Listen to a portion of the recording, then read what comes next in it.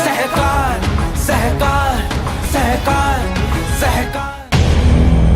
Indian succession act, right to intestate property, क्यों provisional member को permission नहीं इसमें फिर आए? सेक्शन 212, आप 6 तो लिख दीजिए। अच्छा, एक इंडियन सक्सेशन एक्ट है, वर्ड बराबर है कि गलत है? इसका हिंदी क्या हुआ? भारतीय उत्तराधिकार अधिनियम। मराठी में क्या होगा? वारसा एक्ट। तो मैं हिंदी में आता हूं। भारतीय उत्तराधिकार नियम, मतलब इस एक्ट में जितना भी लिखा गया है आपके हेयरशिप राइट पे लिखा गया है। ओनरशिप वर्ड है कहीं?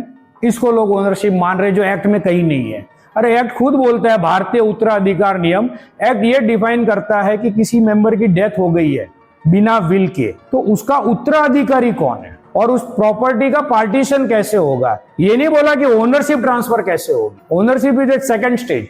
ये पूरे एक्ट बुक में आपको सिंगल वर्ड ओनरशिप मेरे को बता देना, क्योंकि नाम ही ओनर भारतीय उत्तराधिकार नियम है। भारतीय मालिकाना हक किधर लिखा है? Section 212, right to intestate property, मतलब जिसकी प्रॉपर्टी का कोई विल नहीं है उसको इंटेस्टेट्स बोलते हैं। No right to any part of the property of a person who died, intestate मतलब बिना विल के उसकी किसी की डेथ हो गई है। Can be established in any court of justice unless letter of administration have first been granted, मतलब जब तक आपके पास एलओए नहीं है तब तक तो आप ओनरशिप मान भी नहीं सकते हो। लोग एलओए को भी समझते हैं ओनरशिप का है। यहाँ क्या लिखा है?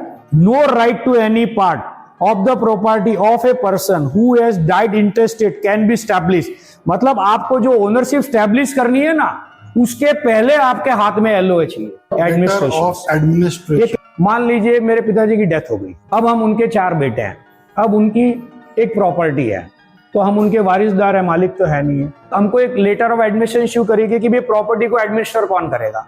तो हम 4 भाई में से एक कोर्ट को बोला कि भाई ए भाई को अधिकार दे दो, तो कोर्ट वो अधिकार एक भाई को दे देगा। तो अधिकार कौन सा मिला? ओनरशिप का मिला गया। उसको भी बहुत लोग समझते ओनरशिप मरी गई, तो ओनरशिप लेटर ऑफ एडमिनिस्ट्रेशन से नहीं मिलता है। बहुत से लोगों को गलतफहमी है कि release deed is a proof of ownership.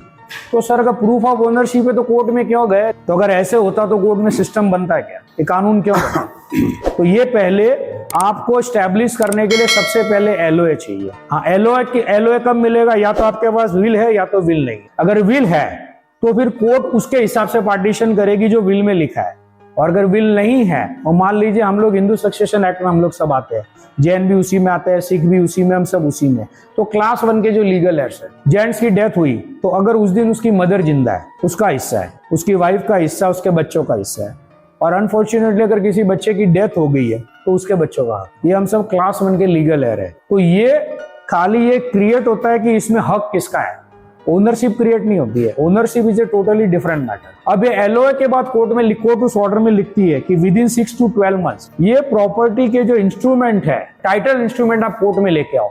तो इसका मतलब एलओए देखने तक कोर्ट ने कोई डॉक्यूमेंट नहीं देखा, कोर्ट ने कोई डॉक्यूमेंट चेक नहीं किया कि जिस प्रॉपर्टी का आप बोल रहे हो उसकी प्रॉपर्टी आपके फादर की थी भी या नहीं थी। तो कोर्ट ने फिलहाल ये बोला है कि प्रॉपर्टी को लावारिस तो नहीं छोड़ सकते, तो देखभाल कौन करेगा? तो आपकी फैमिली की प्रॉपर्टी आप देखभाल करो, खाली आपको एडमिनिस्ट्रेशन का राइट। वो टेम्पररी सब एडमिनिस्ट्रेटर ही है।